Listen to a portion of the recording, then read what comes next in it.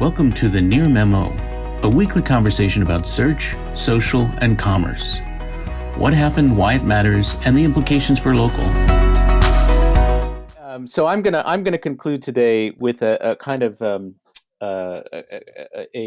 composite kind of story because I couldn't quite zero in on any one thing in particular. So there's some interesting things going on. First of all, Shopify bought Deliver for 2.1 billion, and that's designed in part to help them better compete with Amazon for around logistics and fulfillment, and beef up their own Shopify fulfillment network. So in theory, I guess they are going to entirely take care of fulfillment for their customers, e-commerce customers, door to door, and so that really bolsters and supports their sort of broader mission, um, and positions them really truly as a counterweight to Amazon for independent retailers. Um, then it was also Small Business Week this week, and so that I wrote a few different pieces in the newsletter about the kind of state of small business based on some survey data, um, and some other information. And in general, small businesses are doing okay. Most of them have come out of COVID, even though COVID is still very much with us. And there's many of them are sort of back toward the pre-pandemic levels, but not all of them. But now they're facing all these sort of macroeconomic problems, which supply chain, which persisted, is kind of still with us.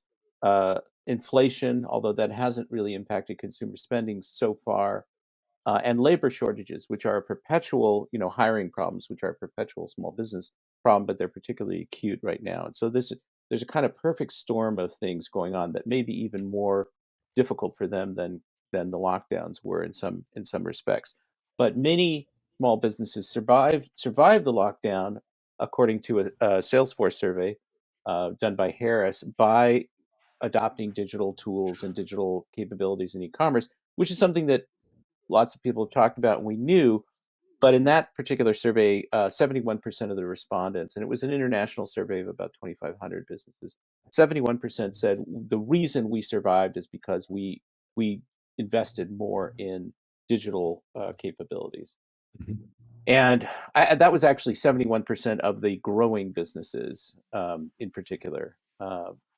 And Yet now, what we're seeing this week is a lot of companies reporting earnings: Amazon and Shopify and Overstock and eBay and Etsy and Wish and Wayfair, and they're all either disappointing investors with weaker than expected results, or providing weak guidance, and their share prices have all declined. And so the whole e-commerce sector right now is being hit by a lack of, or loss of confidence rather.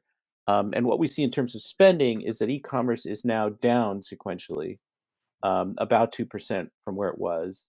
And I think um, that's month over month.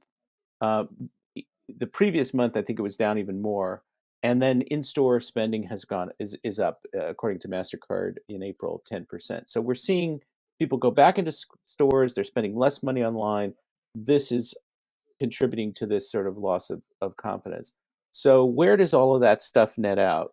Um, because I think there was an overemphasis on digital sort of taking over traditional shopping, and everything was going to be online. And now we're seeing a kind of correction back to something that doesn't exactly resemble the pre-pandemic period, but is more consistent with it, in the sense that people like to be in stores, and they rely on stores. And so what I would conclude from this is that, you know digital has advanced greatly. You cannot succeed without it, and everything starts online. Absolutely everything starts online. Discovery, contact initiation, everything. And so you have to really be right there, and you have to have an optimized presence. But e-commerce is not going to swallow up all of traditional retail or traditional shopping. And digital and e-commerce are not entirely synonymous. So, especially when we talk about e-commerce, we think about products and retailers, but the services sector is much larger than retail, and there's a lot of stuff that they need to do digitally that isn't necessarily shipping things, and you can't fulfill in many service cases online. So I don't know if that was coherent, but we're in this sort of slightly post COVID period where e-commerce is not growing by triple digits, but you can't say, oh, well, that was just a sort of a momentary fever dream. Everything has shifted online. Absolutely everything has shifted online. You have to be there when people are looking for you. And so the stakes are even higher from a digital standpoint than they were in the past. So Yeah, you sort of ruined my follow-up a little bit by adding that service angle in at the end, which I think is an important thing. I was going to say that to me it feels like the two things that the first of all that COVID has shifted consumer expectations yes, dramatically. That we now all expect to be able to check out online, to book an appointment online, to have things delivered to us, buy online, within pick a up in 30-minute store. window. All, Yeah.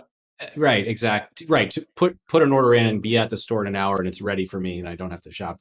So I think it's definitely affected consumer expectations. The second thing is, um, I just gave a presentation to the crew of folks I work with at Prosper Portland this past week, and I actually think I'm sort of I don't understand Wall Street 1,000%, of course, but like I'm sort of surprised that companies like Shopify are getting hit to the extent that they are, because I actually think that the Shopify in particular, Squarespace, there's plenty of others, but a lot of these platforms that either started out only as point of sale or only as e-commerce have expanded their suites to such a level that they are now omni-channel, and that's Yep. really the thing that's I think most important moving forward is as you said, you can't only be online, you can't only be in store, but man, what a pain in the butt if you have two different systems for your website and your point of sale system. And so I think I think in the long run, it's probably better for these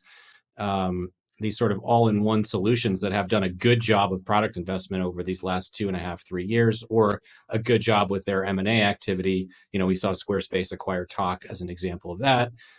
So I think that the overall outlook for digital platforms that serve small businesses, should be positive. In the long term, it might just be Wall Street doesn't seem to like anything right now because Well, inflation and there's a lot of fear. uncertainty and everything There's a lot else. of Yeah. fear, and there's a kind of herd mentality. So when there's this sort of domino thing that's happening. I totally And the stock market was at record levels and had been there for a while and kept sort of going up. irrationally, strangely, But I agree. I mean, these companies that are positioned, this is a slightly different conversation, but these companies that are positioned to enable small business commerce, broadly defined, including service businesses and appointments and online presence and all of that, I think that those companies are in a really strong position, in Shopify too.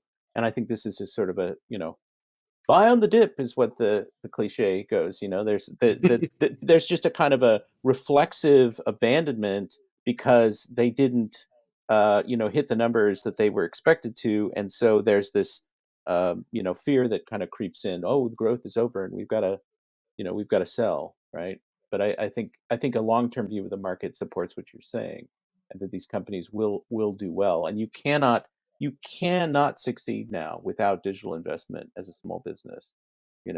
Or conversely, you've got to be tied into a platform that is doing it on your behalf, which as you guys have argued, is not a smart strategy to not have your own website or your own capabilities. If you rely exclusively on Facebook or Google, you're going to ultimately get burned in some.